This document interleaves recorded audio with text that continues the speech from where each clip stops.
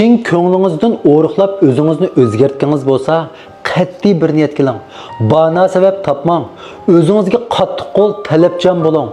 Bakchiq bana sababingiz borki, voy eg'zini boshqaramsam qanday qilaman? Hayit bayram kelib qoldi, qanday qilaman? Sirtdan tomoq yeydim, qanday qilaman? Ballarim ushaqdi, xizmatim aldirashdi, qanday qilaman? Siz hozir o'riqlay olmaydiganga bana sabab izlayapsiz, o'zingizga tasalli izlayapsiz. Tasalli topa oldingizmi? Xo'shallik topa oldingizmi mush bana sabablardan? Hozirgi bana sababingiz badaningizdagi maydani jiqib ketib bordi. Chin niyatimda o'riqlaydan desangiz, hech kim sizga to'sqinlik qila olmaydi.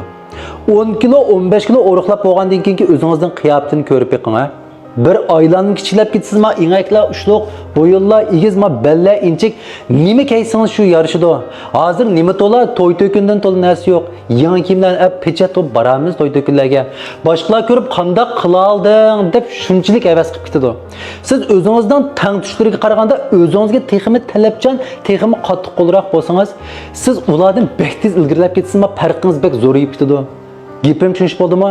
Endi bana sabab izlamang. Ushuqlik qilmang, unda bak bo'li ishin deymiz. Unda o'zingizni yomon ayab ketib borsiz. Unda qilmang. Semizlikning dardini yetkazib tatdingiz. G'ayrat qiling. Bir kuchi yuting.